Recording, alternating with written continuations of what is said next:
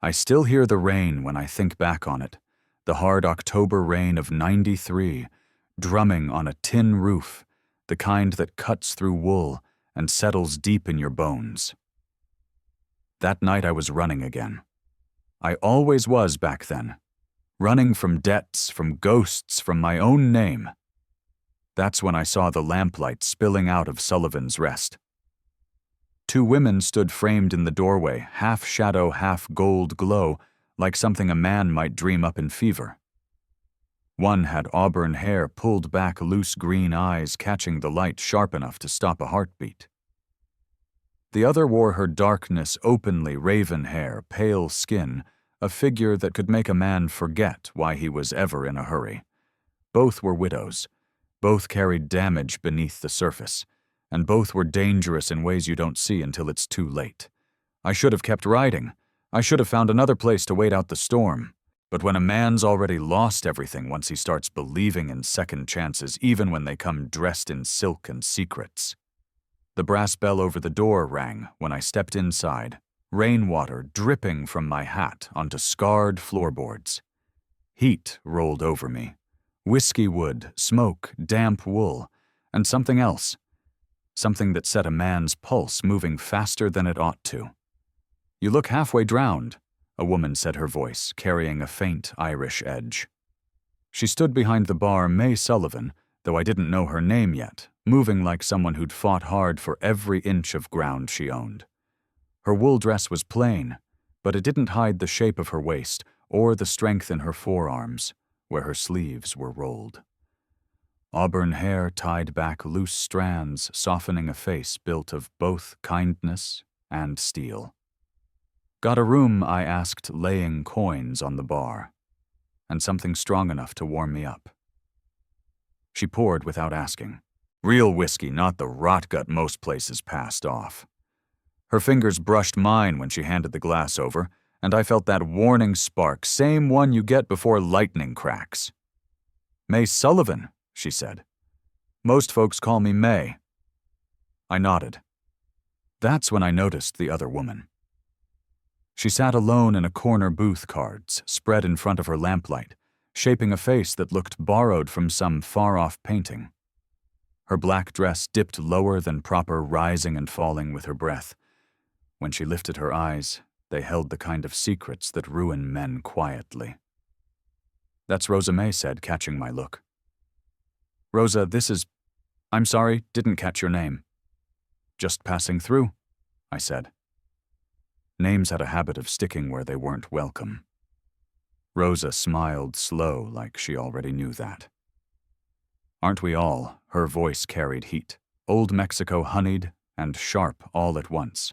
She gathered her cards with fluid, deliberate movements, each one practiced almost hypnotic. I took my drink to a table, but my eyes kept drifting back. May worked the bar, bending to fetch bottles, her skirt pulling tight over hips that swayed without thinking. When she stretched for the top shelf, her blouse drew snug, and I had to remind myself to breathe.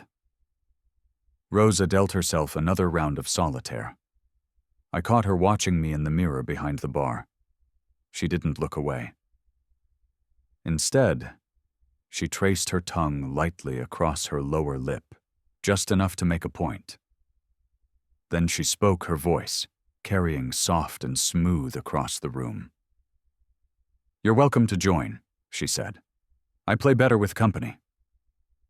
Before I could answer, a hard gust rattled the windows and drove the rain sideways into the glass. May Sullivan paused mid-polish, her eyes lifting, worry lining her brow.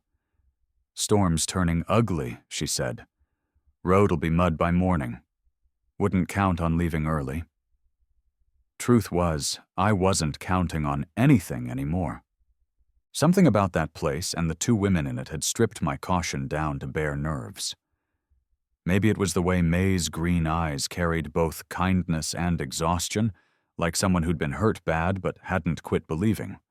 Or maybe it was Rosa moving through the room like a whispered dare shadow and curve danger wrapped in grace. "I'll take the room," I said at last. May smiled. Not the polite kind. a real one. It softened her face, made her look younger, almost unguarded, but the fire behind her eyes stayed right where it was banked, not gone. "Room 3, she said, sliding the key across the bar. "Top of the stairs. Breakfast at dawn if you're still around." As I climbed, I heard Rosa gather her cards, the soft hush of paper against paper, like fabric slipping free. At the landing, I glanced back. Both women were watching me. For a second, I felt caught between them, like a moth drawn to two flames, neither willing to turn away. The room upstairs was simple. Clean sheets, a water basin, a window looking out over the empty street. Outside, the storm kept tearing at the town. But the real weather stayed downstairs, two widows offering second chances to a man who'd already lost his once. I should have known then.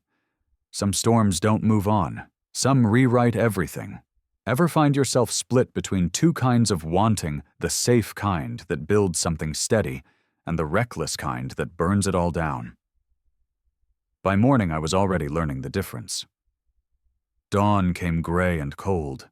The rain was gone. I found May in the kitchen, flour dusting her hands, sleeves rolled above her elbows. She'd changed into a blue dress that set her eyes off sharp. The fabric followed her curves close enough to distract a hungry man from the bacon popping in the pan. "Coffee's fresh," she said. Eyes still on the stove. "Eggs won't be long." I poured myself a cup and leaned back, watching her work. There was something honest about capable hands, about a woman who could stand on her own and maybe carry more than just herself. When she bent to check the oven, the dress pulled tight, and I looked away before trouble found me. "You been running this place long?" I asked. 3 years. She finally met my eyes. "Since Tom Sullivan died in that mine collapse, left me the deed and more debt than I care to count." Her voice caught just a little on his name. Enough to tell me that wound still lived close to the surface. I knew that kind of pain. "I'm sorry," I said. She studied me a moment, arms folding beneath her chest. "Most men see a widow and think she's desperate, think she'll settle for scraps. I'm not most men." "No," she said quietly. "I don't think you are." The kitchen door opened then. Rosa stepped in, wrapped in a silk robe that clung like it knew her shape by heart. Morning light poured through the window, thinning the fabric, until it hinted at everything beneath. She moved slow, unhurried, like warmth spreading across skin. The room went still. And just like that, the day promised trouble all over again, all smooth movement and barely leashed heat. "Morning," Rosa said, her voice rough with sleep. "Any coffee left for a sinner?" May Sullivan's jaw set just a fraction. Rosa helped herself anyway, lifting the pot and pouring slow spooning sugar like she had nowhere else to be. When she raised the cup, her eyes met mine over the rim. "Sleep treat you kindly, stranger, I heard you moving around," I said. "Walls don't hide much." She smiled, soft, dangerous. "They don't. I hear things too. Crying, whispering, prayers, other sounds." Color rose in May's cheeks. "Rosa don't." Rosa only drifted closer, her fingers brushing the edge of the table. "We're grown," she said quietly. "And grown folks have needs." The air in that kitchen went tight, thick as rope pulled too far. Two women both striking, both carrying old wounds, each reaching for something they couldn't quite name. And me standing between them like an idiot. That's when I noticed the papers on the counter. "Official," stamped heavy in red. May caught my look and went pale. "Tax notice," she said low. $800. 10 days or they take the place. 800 might as well have been 8,000 for a widow running a thin margin in. I'd seen that look before, the same one I wore when the bank came calling on my ranch. "There are ways to raise money," Rosa said gently. "If you're willing to be inventive." "What kind of ways?" I asked. Her smile sharpened. "I know men, wealthy ones, men who gamble, Men who lose sense when beautiful women pour their drinks and touch the cards. Her glance flicked to May. Men who pay well for distraction. May's hands curled into fists.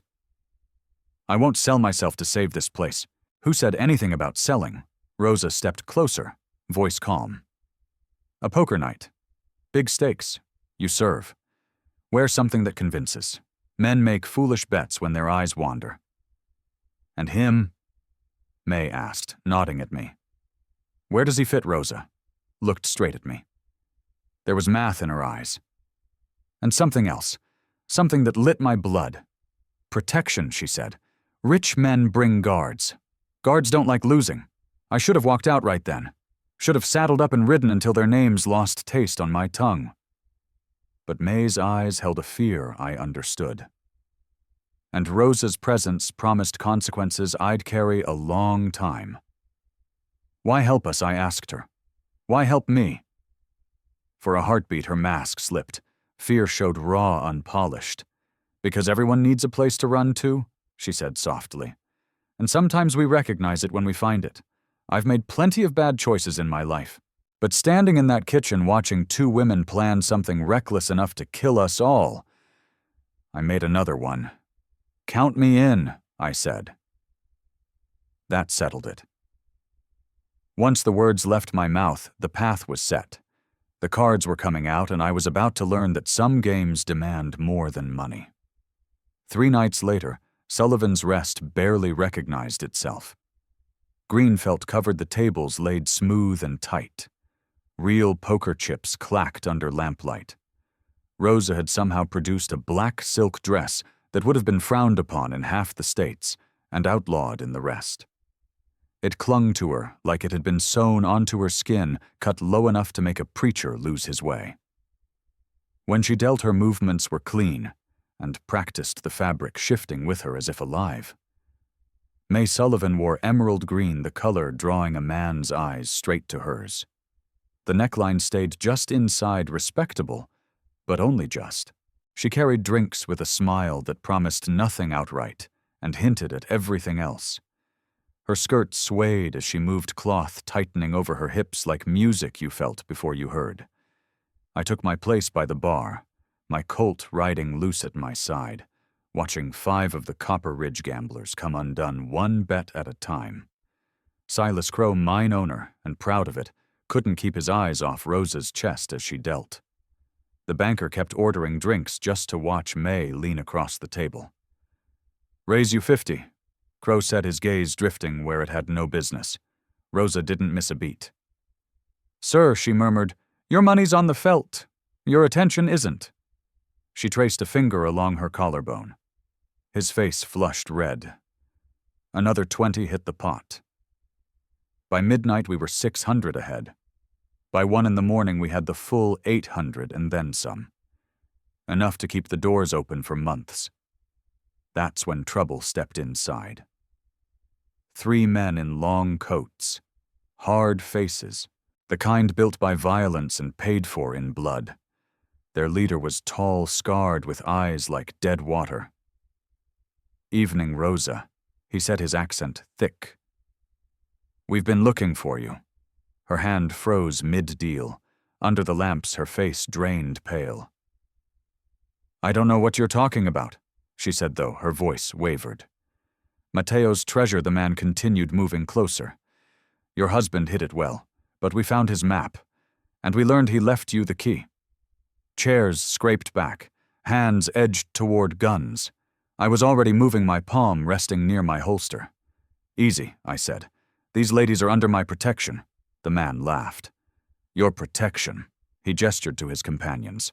We're Red Spur men. We take what we want. That's when Rosa surprised everyone. She slipped a hand beneath the table and came up holding a derringer, small as a toy, in her steady grip. The map you found, she said calmly, isn't complete. There are 3 pieces. I have 1. She smiled, beautiful and terrible all at once. The other 2 went into the ground with Mateo. The man's hand dropped toward his gun. Then you'll join him.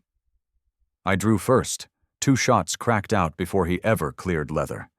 His companions reacted fast, but not fast enough. May Sullivan screamed as glass blew inward, poker chips bursting across the floor like spilled hail. My third round dropped one of the red spur men where he stood. The last gunman dove behind an overturned table, firing wild. The money May shouted, lunging for the cash box. "Leave it!" I yelled, but she was already moving. Her green dress rode up as she scrambled across the floor, grabbing loose bills with shaking hands. The final gunman rose up, rifle leveled square at May's back. Rosa's derringer snapped once. He spun hard, clutching his shoulder. My last shot finished it. Silence slammed down. I could hear my pulse thudding in my ears, smell burned powder and fear thick in the air. The Copper Ridge gamblers were gone, vanished like smoke. May dropped to her knees, gathering blood-spotted bills with stubborn focus. Rosa stood rigid, the derringer still smoking in her hand. "Is it over?" May whispered. "For now," I said. We all knew better. Men like that never traveled alone. I looked at the two of them, May with her grounded, stubborn courage, Rosa with danger written into every line, and felt something split open inside me. They'd both risked everything. For each other. For me. For the chance to keep this place alive. "We'll bury them," I said. "Then we figure what comes next." Rosa stepped closer, silk brushing my arm. "What do you want to come next?" Her words lingered like smoke. I looked at May, counting stained bills with steady hands, then at Rosa, dark eyes full of promise and peril. 2 lives. 2 kinds of love. A safe harbor or a hard, pulling tide. I want the words stalled. Wanting and choosing aren't the same thing. And some choices don't let go. Outside, dawn broke over Copper Ridge pink light, cutting through bullet-pocked windows. It showed us plain as truth 3 broken souls trying to make something whole. The question was, which pieces fit? In the end, I made the only choice I could live with. Right or wrong, it was mine. I stayed a week long enough to help May clear her taxes and steady the place. Long enough to watch Rosa pass on her card tricks and see something solid take root between 2 women who should have been enemies. They were stronger together than apart. Stronger than I could ever be inside that circle. The morning I rode out, May was in the garden, work clothes, hands deep in honest dirt. She looked up at the sound of hooves and met my eyes without regret. "You could stay," she said. No pleading, just truth. "I could," I answered. "But you've built something that doesn't need a man like me complicating it." Rosa stood in the doorway, black silk worn like armor. "Running again." Jack Cole. "Moving on," I said. "There's a difference." She smiled then. And for once, it was real. There was sadness in it, but no disguise. "Maybe you're right." I tipped my hat to both of them and rode out of Copper Ridge with the morning sun warm on my back. In my saddlebags lay their parting gift, a roll of bills they'd pressed into my hands, despite every protest I made. "For the next time you need a clean start," May Sullivan had said. 6 months later, word reached me that Sullivan's Rest had turned into the finest house between Denver and Santa Fe. 2 women running it side by side. No husbands, no apologies, just hard work and shared ground. The way it ought to be. Sometimes partner loving someone means knowing when to step away. And sometimes the best thing a man can do is leave behind something better than what he found.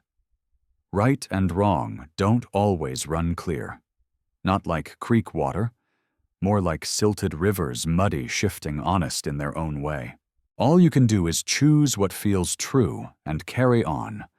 Second chances come to all of us. The trick is seeing them for what they are before the trail bends out of sight.